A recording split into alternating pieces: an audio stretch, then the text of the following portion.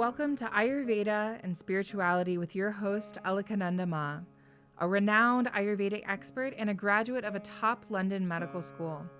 She is the principal of Alundi Ayurveda Gurukula, a unique apprenticeship-style school in Boulder, Colorado. She is a spiritual mother, teacher, flower essence maker, and storyteller. Join us as we uncover the timeless principles of Ayurveda, discover practical tips for enhancing vitality, and explore the deeper dimensions of spirituality that intertwine with the ancient science of life.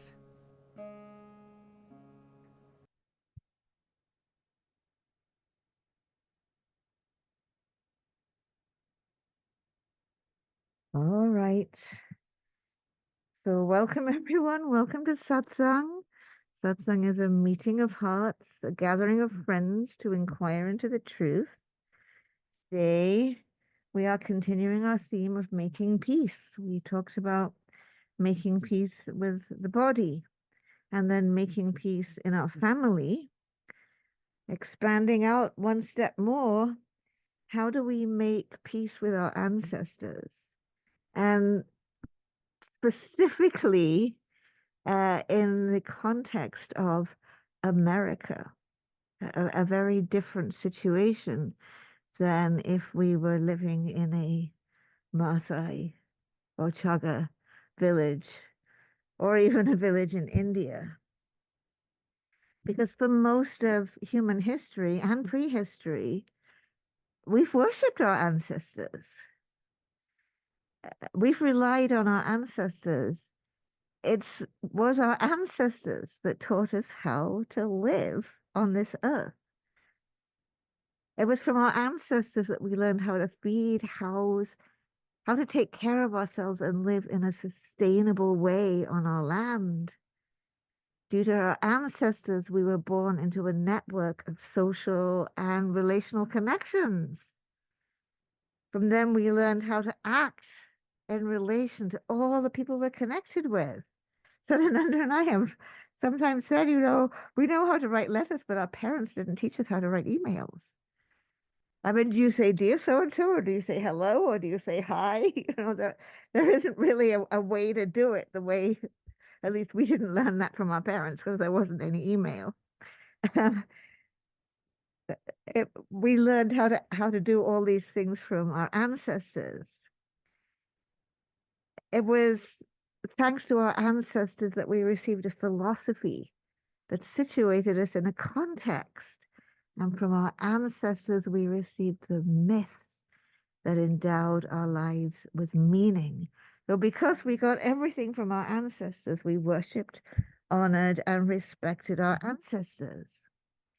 In the Vedic world, in Sanatana Dharma, the ancestors are called the Pitru, the fathers. That is actually okay. That is sexist.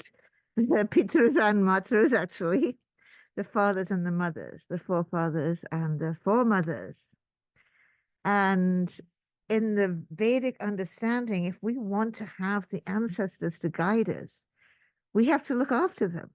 We have to feed them. There are specific months and specific days when we feed them and make offerings to them and retain our connection with them and keep them alive. And it's something that's often puzzled me because presumably our ancestors have gone on and been reborn or in an ideal world attained liberation. And yet it seems like there's an aspect of them that does remain in the ancestor realm and look after us. I definitely experienced that with Dad. My friend Gabriel Goldfeder took over being my dad's son. He said Kaddish for my dad every day for a year. Yeah, my mom was like so overwhelmed with gratitude that he did. He said it has to be done right, and I'm going to do it. So, we had dreams during it. One dream in which Dad said, "I'm hungry. I'm not getting enough," and Gabriel's like, "Okay, I thought I was doing a good job." Then there was a dream where I was hanging out with him in the green pasture, and like he'd got to Elysium or paradise or wherever you go to, but He's definitely there as an ancestor, watching over all of us. He was really into this kind of education and critical thinking. And he's also there in the world of the ancestors. But if our ancestors are expecting us to have rituals and feed them, we've messed up because we haven't been doing that. Do you all even know your great grandparents' names? You do. You don't. You do? Yeah. I did, but my dad had to research it when he went through my um when he went through his parents' house, he found the exact names on the documents.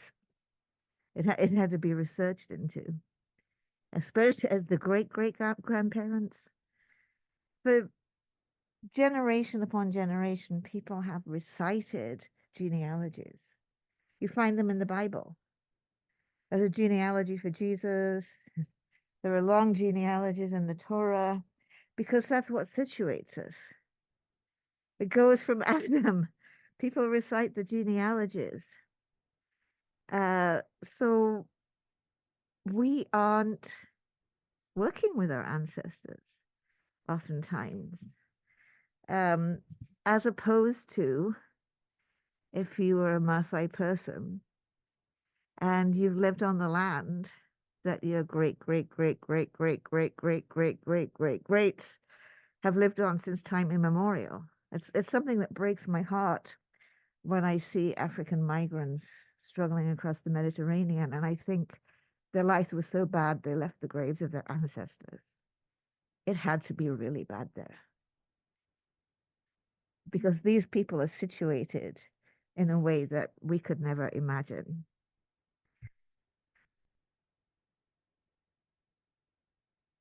So we also have a different context about our roots. Some of us can say, I'm 100% this thing and I belong to our people. But a lot of us can't. I remember my little sister one day saying, this was after Nanny went to visit Auntie Bertha, and Auntie Bertha said, yes, but our grandmother was actually Afro-Brazilian. That's our ancestry. There was like a big stir in the family. And then Rosie said, it's not that we don't have roots. We have too many. We're Jewish, we're English, we're African, and we've also moved. We have too many roots. And that's very, very common in America. When I ask a patient, I'm trying to ask, what is your ethnic ancestry? They'll say Italian on one side, English, Scottish, Irish on the other. That was one of the latest answers we got, right? Some of them will say very proudly, 100% Ashkenazic Jew. Then you have a feeling you belong to something. But a lot of us have this feeling of we have so many roots. And another thing about this country is everyone moved to be here. Either like me, to actually be, I'm an actual immigrant. I'm from a place where English is spoken in a very different way. I couldn't understand people when I got here, especially on the phone, especially people from the South. Either we moved to come and live here, or our ancestors came on a boat, escaping whatever, escaping pogroms, escaping poverty, escaping wars, or they were shipped here as slaves against their will, escaping the potato famine. Uh, so I remember the story with my great grandmother, Ray, Rachel. She liked to go by Auntie Ray. That when she arrived at 16 in London, she she didn't know how to cook the foods that you could get there. It was not the same as the foods she could get in Poland. So she just went around the neighbors and kind of picked up how to cook. She became a great cook. The Christmas pudding recipe used in my family was written out by my great grandmother. Beautiful. It's a yellowed piece of paper and beautiful copperplate script. But nowadays, if I want to learn how to cook something, Where do I go? Google. Uh, Especially mum's not alive, so I can't call her up and say, how do I make so and so? We go to Google. So we don't feel that this comes from our ancestors. Sometimes someone will bring something here and say very proudly, I made my family recipe. My counselor told me very proud. She said, what did you make for Easter? I made my family recipe. Oh, wow. But, but a lot of the time, it isn't our ancestors who can teach us how to live sustainably in this land the way that it is in India, the way that it is in Africa. Oh, here, when the roof blew off my hut in the monsoon when I was living in just Ananda Ashram next to Shantivanam, a crew of men came over with banana leaves and re-roofed my hut, snip snap. They built the hut for me and they built it in like a week or something. The mud hut, banana leaf roofs, very one little room, little bed alcove, very nice. But when you're framing stuff up, it's not the same. We don't even live sustainably on the land at all. What to speak of having ancestors teach us how to live sustainably on the land. I remember very clearly when I was about 8 or 9 years old. I've told you this story, I think, before. We were camping in Wales. And my kid, you know how kids love, they have loads of energy and they like to get up early. And my parents would sleep in, and then we couldn't go for the outing until Dad had had his coffee. So in the meantime, we go down to the river where there are lots of flints. Kate can't remember this, she was too little, but I was determined to learn how to make a flint knife. And I tried for hours and hours and hours to figure out how to knap flint without having a flint to knap flint with. Now you can go to primitive skills schools and learn how to do that kind of stuff. Some of the traditions that are kept in Judaism, we just got done eating the matzah. Uh, that was like a bread that you could bake on a hot rock. A simple thing to make to feed yourself. And then there's a holiday, we actually don't usually do it ourselves, in the fall where you have to make a primitive shelter. You have to make a sukkah, and you have to actually have your meals in the sukkah and preferably sleep in the sukkah. And Reb Zolman pointed out, well, these are holidays about primitive skills, about learning to live like your ancestors lived, learning how to make stuff, learning how to do stuff. We don't know how to do that. I also remember when we were at Kanyakumari or Cape Comorin on the southern tip of India, and I would watch the fishermen, the mostly Christian fishermen, with their standing on simple dugouts, and I'd think, why don't they have trawlers? And then as we looked around and I saw more, I saw they can make the dugouts themselves from their own wood right here. And they can fix the dugout themselves, and they don't have to buy anything from anyone to make their dugout boat that their ancestors made.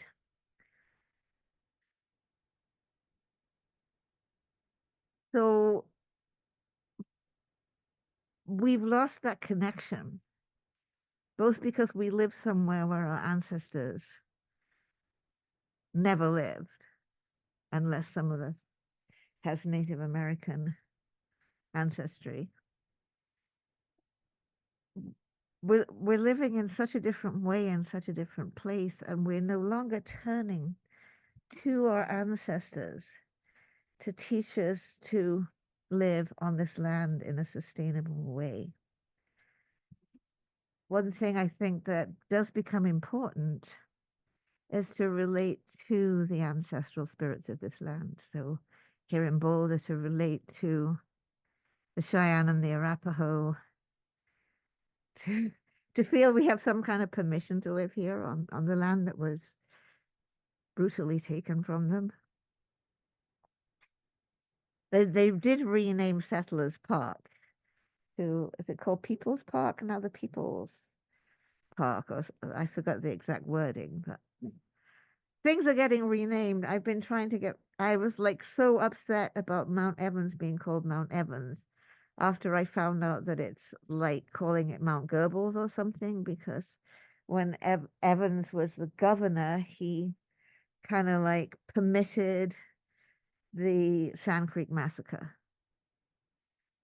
It is getting to be renamed. Things are changing, and we are starting to honor the people here who did live on this land in a way that did not disturb it in any way. So honoring, receiving from our ancestors a way to live sustainably on our land, that relates to the first of the four worlds of Kabbalah, the world of Asiya, the world of action. It's from our ancestors that we learn how to do stuff, how to feed ourselves, how to shelter ourselves, how to take care of ourselves, how to predict the weather. Because there never used to be weather satellites. We learned from our ancestors how to predict the weather. So that's all the stuff of the world, Asiya, the world of action. We also receive Yetzirah, the relational world, for our ancestors, from our ancestors. We're born into, for many millennia, a tribe, a clan, an extended family, a network. Again, with social mobility and emigration, the backside of immigration, of being a nation of immigrants, is emigration. That has torn apart these social networks. There's a bridge that we visited in Donegal that is called the Bridge of Tears. It was the point where you stopped walking with your relatives before they were going to get on the boat and go to America. There was no cheap flights, there was no planes. You'd exchange letters, but you'd never see them again. That's why it was called the Bridge of Tears. We also went in northern Italy, in the lands where Sadananda's Italian side of his ancestors came from, and we went to Our Lady of the Emigrants. We think about immigrants that came from Italy, but in Italy there was a gaping wound from all the people that emigrated, and there's a big statue of Mother Mary to bless all the immigrants around the world who had to leave their motherland because of war and poverty. We found the records of Sadananda's ancestors at the parish church. The whole family, beautiful handwritten records of the baptism, the marriage, confirmation, all of the things, and the big bracket, and it's written emigrated. End of story. So our social connections are torn apart, the gaping wounds of emigration and the dislocation of immigration. But did we get great ways of relating from our ancestors? Not since the time of the dominator paradigm. Unfortunately, from our parents, our teachers, our ancestors, we learned extremely negative ways of relating, even within the dominator, because of the dominator paradigm.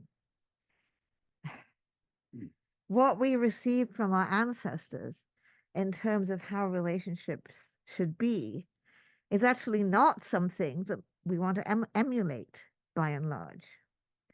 When I started doing ancestry research on my mum's side of the family, and I was shocked. What a quarrelsome family. What everyone quarreling with everyone. I mean, Nanny and Auntie Bertha, who was her actual auntie but was the same age as her, and they lived in the same household. That was one thing. But there were such huge rifts that there were cousins my mother claimed she never met.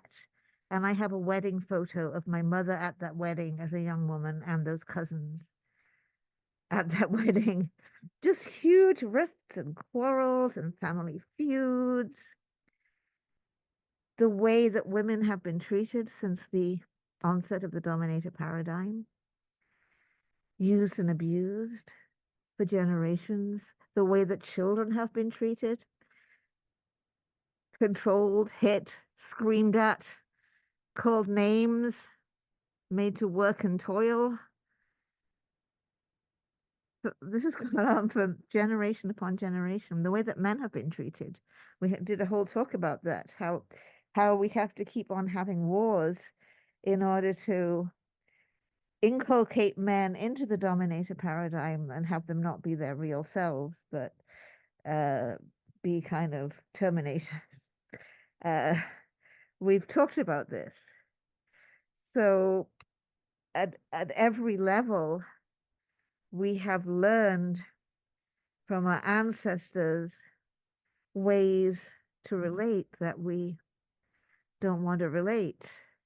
Every woman, as a woman, I've struggled for much of my life with the feeling of suppose feminists are wrong. Suppose I am supposed to be a good little wifey and do as I'm told. And I've tried. Sometimes I've really tried. I'm just not capable. Sorry. I'm the daughter of a feminist. And if you're a man, you probably, I've never tried being a man in this life, but you probably have this feeling like, is it really okay that I'm not dominant? Is it really okay that I'm not like, I don't push people around? Am I like manly enough because I'm kind and I cook and I care for people? So we're, in some ways, we just have this feeling that we're not doing what our ancestors wanted. Because generation upon generation, we've been relating in unhealthy ways. And you've been in clinic when we've talked about this. And people talk about how their parents treated them. And I say, what were your grandparents like? And they talk about how the grandparents treated the parents. And then I say, I wonder what happened to your grandparents. And it goes back generation upon generation. And the family curse. In some families, the family curse is alcohol. Some families, the family curse is rage and abuse. There's different than some families, the family curse is incest. There are different nuances of family curses that are passed on from generation to generation until, and I have met many such people in clinic, a shining soul is born. And a shining soul is born because the family gets so miserable that unconsciously they make a prayer. Send a shining soul to end this curse. I think many of us, many of our patients, many of our friends and associates are the shining souls that have been born to end that family curse.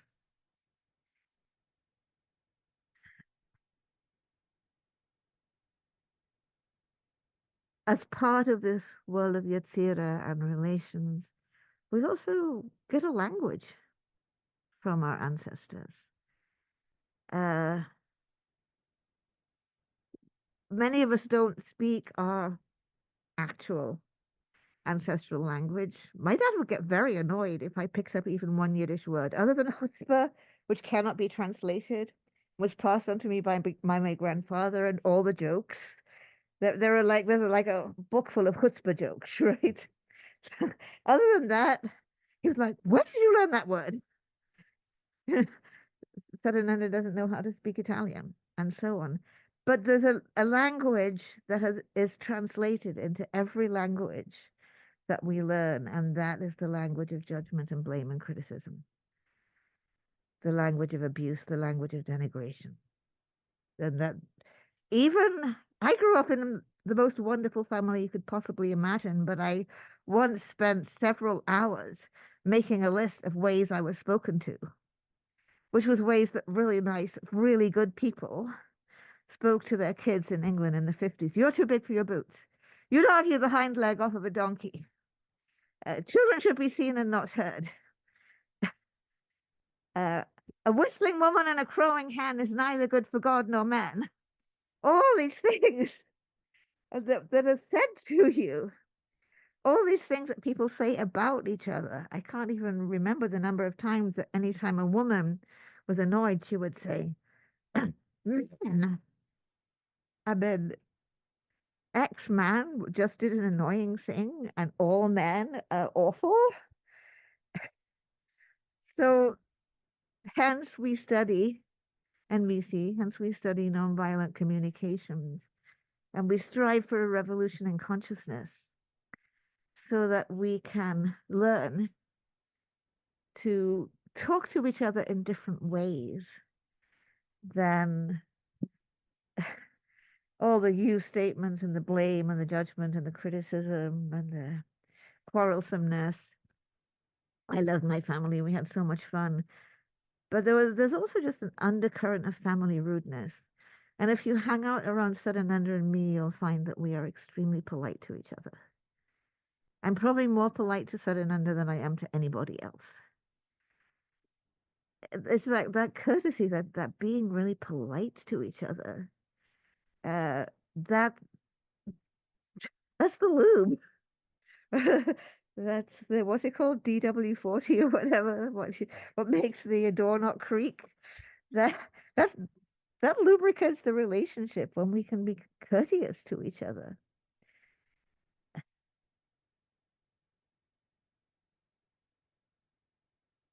I was Sadananda once. Sadananda and I both got to study with Malidoma and Subhanfu Somi when they were together, and then Sadananda sent me to at least one workshop with Subhanfu Somi, and in the workshop with Subhanfu, she taught us to talk to our ancestors, and uh, you could go and scream at your ancestors. You could go and yell at them. You could express all the anger you had about the family curse and the wounds that were passed on to you.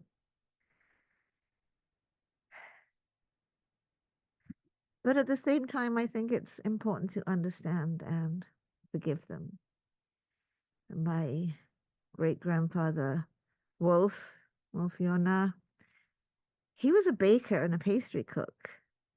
I heard he was a baker, but Dad said he was like a fine baker pastry cook. Only when he arrived in Stepney in the ghetto did he learn tailoring. That's what everybody did. And my dad and my grandmother said that he worked all day until he fell asleep under his tailoring table and got up in the morning and started working again. You can't really be angry with these people. I used to judge my grandparents because they lived in a suburb, and I kind of saw them as like materialistic people. They were born in poverty in a ghetto, and they didn't get to college. My grandfather passed his civil service exam. He got into the civil service because he had to do World War One as well. But he was a translator. Luckily, he didn't have to kill anybody. And they worked their way up to a modest Jewish suburb, a modest little house. How could I judge these people? I didn't have to be born in, my mom was born in a slum. She worked her way up to be a doctor largely because she wanted to live in a house with a bathroom. She said, I didn't have any, My being a doctor wasn't idealistic. I saw doctors had houses with bathrooms. They didn't have to go to like the group bathroom downstairs in the slum. How can I be angry with people when I wasn't born in a slum and I wasn't born in a ghetto? I was born into so much privilege in the sense that I lived in a house with books. I got to do my homework. I got to go to medical school. And I got to give everything up and become a wandering sadhvi and then go create an ashram because of them, because they worked hard. That really segues us into Bariya, the conceptual world. What philosophy do we receive from our ancestors? With Nanny growing up in the working class, the philosophy was work and save. The upper class people did not have a philosophy of work and save. They didn't work. Their philosophy was hunt, shoot, and fish. They had ancestral wealth and numerous servants and large meals and sat back and enjoyed, but they taught the working classes to work and save. When I got back from India, Nanny said, "Did you make any money?" And I said, "No." And she said, "You wasted your time then." Because that was her philosophy. Work and save. Work and save. Uh, there's many different beliefs that we have received from our ancestors that we need to re-examine. The beliefs about Calvinism and capitalism, and that you're the elect if you're rich, and if you're poor, that means you're destined for hell anyway. And there's just so many, whatever we received from the conceptual world from our ancestors, for many of us, it wasn't beliefs that we wanted. I do proudly say, it skipped a generation with Nanny, but I do proudly say I'm a fifth generation socialist. My great great grandfather was an autodidact. He educated himself in the Fabian Society reading room, having had to leave school at 14 and start work. He was a friend of George Bernard Shaw, I'm told. He was very pedantic about grammar, I'm told. Wore a top hat, shiny and green with age, I'm told. I was very much a socialist and got his daughter, my great grandmother, married to a union leader. They skipped a generation with Nanny because she hated socialism because she went hungry during long strikes. I was telling you about that recently. And then my parents they said they were card carrying communists and they were anarchists. They were absolutely, definitely socialists. My dad, when I was a teenager, I had a reading list of Marx, Engels, and Prince Kropotkin that I had to get through. So I got some pretty decent philosophies from some parts of my ancestors, but I think it's important to examine what in the world of Bariya, in the conceptual world, what did we get as a philosophy of life? We probably want to change it. Then there's Atzilut, the spiritual world. From our ancestors, we get the myth of meaning, the spirituality that endows our life with meaning. Maybe for those of you, some of you younger ones, maybe I have met younger people who's like their parents were hippies and they did get yoga was a thing you did in your family. But by and large, being here, doing Ayurveda, being immersed in this world is not something many of us got from our ancestors. And our ancestors did come with myths of meaning. And I think there's a great value in what Jung says, that we need to make a connection with our ancestral archetypes. If your ancestors were Christian, And in some way, we need to connect to that essence of love and sacrifice and rebirth, the core of the Christian myths of meaning. If our ancestors were Jewish, we have to relate to the core of what it means to be a light unto the world. Judaism is a very interesting religion because it's not a proselytizing religion, because why would anyone else want to take that on? The point is, you're mindful from the moment you get up in the morning, sit up in bed. There's a way to sit up in bed in the morning. There's a way to go to the bathroom and a prayer to say. Till the moment you lie down to sleep at night, it's a total mindfulness of how you put your shoes on. Uh, Reb Zalman did the blessing of putting a parapet on your roof for safety every time he buckled his seatbelt. Because every time I do something for safety, I have a blessing to say. The philosophy, it's basically a life of mindfulness to be a light to the world. So I'm not saying we have to like go and convert back to like start going to church or whatever unless we want to.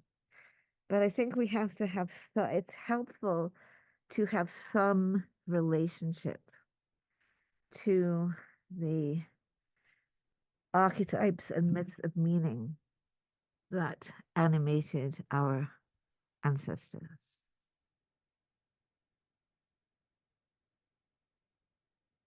Until the mid 90s, I could have gone into any church, temple, mosque, or gurdwara in the world and be immediately accepted because I knew what to do. I was terrified to go to a synagogue because, for a start, until 1990 something, you weren't Jewish if your father wasn't Jewish. Finally, the liberal synagogues and reform synagogues changed it. And since my family was liberal reform, oh, I am Jewish now. I can be Jewish. I don't have to like convert because I am, but it's still a little scary getting around Orthodox because if they figure out you're not Jewish on your mother's side, you don't count. Plus, I didn't know what to do. So Sadananda and I did a lot, studied with Reb Zalman for 10 years, took a whole conversion class, not because we wanted to convert, but because we wanted to learn the basics.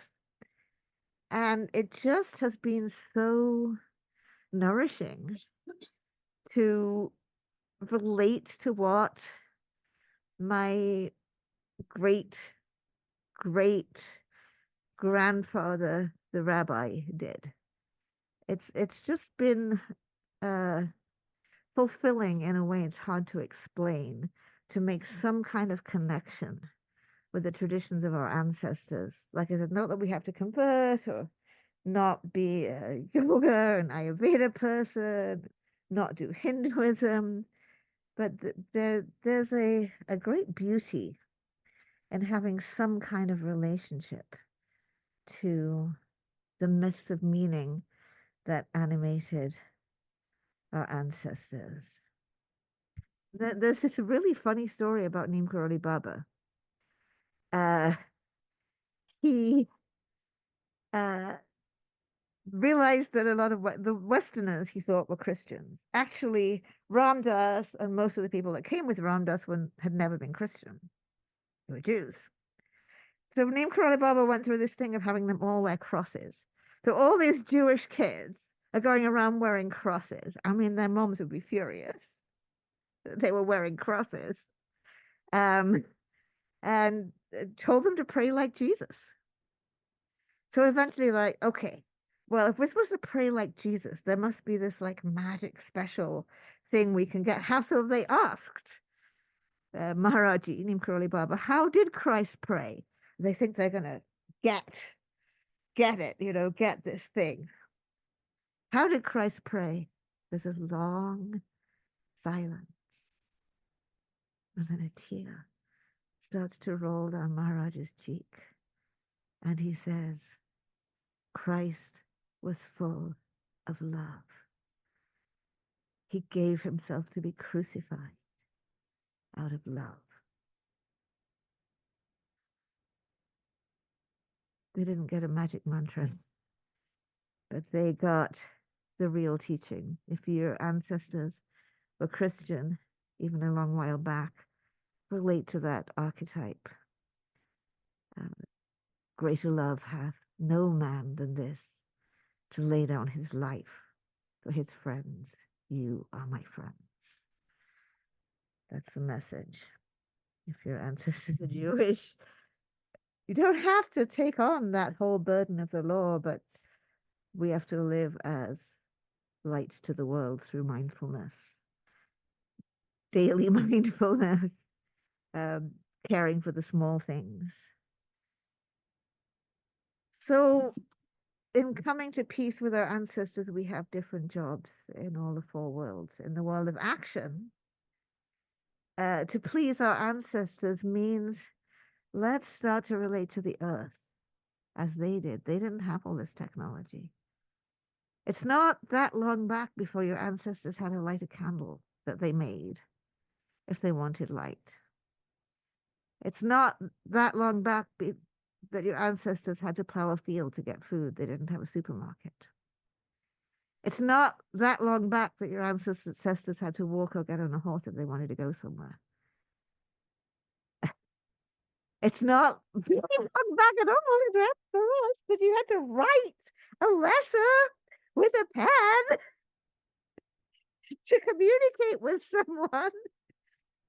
And before the USPS or the Royal Mail, you had to that letter had to go with a messenger on a horse. So our ancestors related to the earth, and relating to the earth is part of how we relate to them. In the emotional world, we make peace with our ancestors by letting ourselves feel that rage and that anger about the family curse, making the empathic journey of what they suffered, what made them act that way, and forgiving them. I'm not going to be like you. I'm going to be what you want me to be, what you really want me to be. A kind, compassionate person. Same in the conceptual world. In order to please you, I'm not going to follow your philosophy unless the older I've got, the more like deeply connected I've got to being a socialist, like my great great grandfather.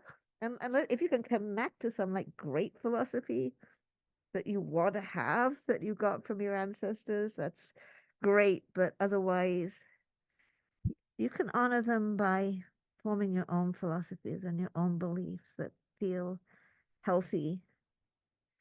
But in the spiritual world, I think it's important to connect with our ancestors by relating to their myths of meaning.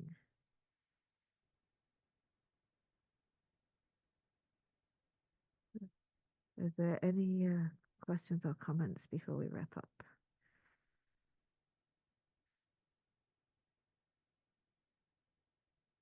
Thanks for being here, Dave. Thanks for being here, everyone. Thanks for being here, Fernanda. One of the things that has come up for me recently, I've created an ancestor altar, and so I got photos of my grandparents, my parents, and a photo of Scotland, and these sorts of things.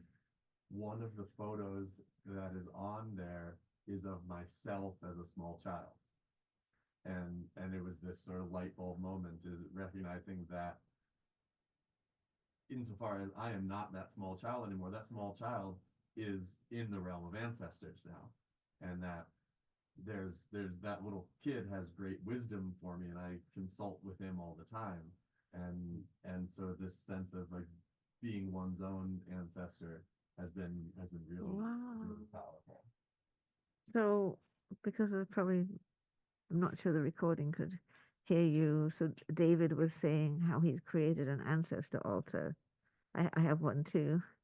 and that includes a picture of himself as a little child and seeing how, in a way, we are our own ancestor, which is a very interesting way to think about it. Did I kind of capture what you were saying?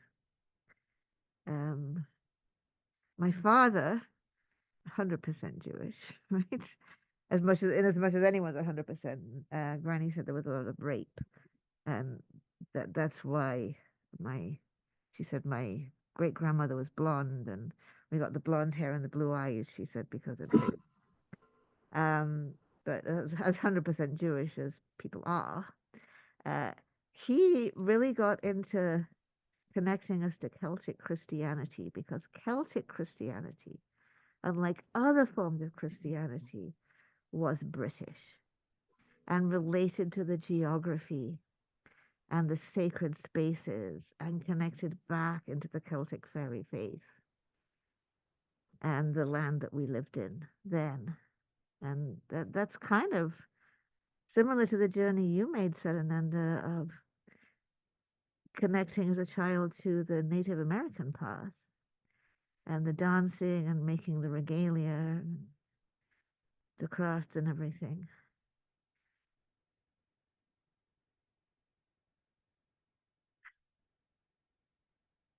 Okay, yes? Something that if you have any thoughts on it, but something that I find to be, I don't know, just maybe challenging, but like the idea of connecting with what does it look like to connect with like my like biological, I don't know if that's the right word, but like the family lineage versus my like chosen lineage that I've gone into with like my spiritual life. So I mean I have like altars for both, but it's just like interesting of like the difference of when to call upon whom outside, or like I don't actually have that. It's harder for me to connect with my like biological, lineage, maybe because of the issue with like the third world of like not having resonance with their philosophies, or not even knowing them. Actually that's probably a little bit more accurate, but when people are like, call in your ancestors, like, I don't know if I want all of them, or like not like that, but like that it's appropriate for them to be there in that sense. But I don't know. That's the struggle for me of like what that looks like and the chosen lineage that I was like initiated into, like, is that still legitimate? Yeah, I think like that it so Caitlin was saying having our chosen lineage of ancestors, that the lineage of our spiritual teacher become our family and become our ancestors, and how we relate to that, how we call on that, and then having our lineage of ancestors that, unless you grew up like me, where you lived with elders who constantly told stories, you may not know very much about your great great grandparents or your great great great. You may not have heard stories about them, or how do you even relate to it? So I think it's just like part of our life journey relating to all that. We're supposed, when we do a Hindu ritual, we're supposed to state our gotra, which for all of us that aren't uh, born in India, I don't have a gotra. So we asked someone about it and they said it's your guru's gotra. You have become a member of your guru's family. He has become, or she has become your family. So maybe that helps. We'd better wrap up because yeah, yeah.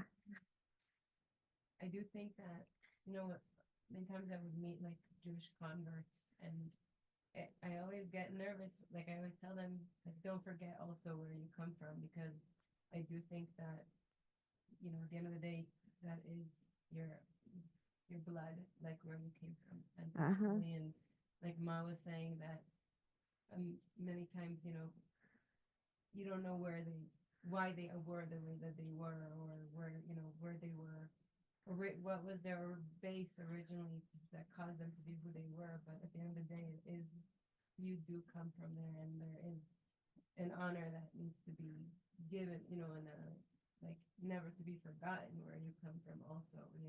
So I think it's beautiful to have the new ancestors that you connect with, but also not to forget where you came from. Yeah, our friend Karen Simon, even though she has the last name Simon, that's because after converting, she married a Jewish man. But she said she got into Judaism because that was the only way she could really connect with Christianity. And she has such a much better relationship to her Christian roots now that she's Jewish. So, yeah, Sarah was just saying if you have converted to another religion, still don't forget, retain some connection to the myths of meaning of where you come from. Let's stop because we have important stuff to do today. Thank you for tuning in to Ayurveda and Spirituality with Alakananda Ma. We hope today's exploration has ignited a spark of curiosity and insight within you. If you enjoyed this episode, be sure to leave us a 5-star review and share it with a friend. For more enlightening discussions and practical wisdom on Ayurveda and spirituality, subscribe and join our Facebook group, Alundi Ayurveda. To allow us to continue sharing valuable content, consider donating to Alundi Ashram. The links will be in the show notes. Until next time, may you walk the path of Ayurveda with grace and embrace the light of spiritual wisdom in your journey. Trayambakam yajamahe Sugandhim pushtivardhanam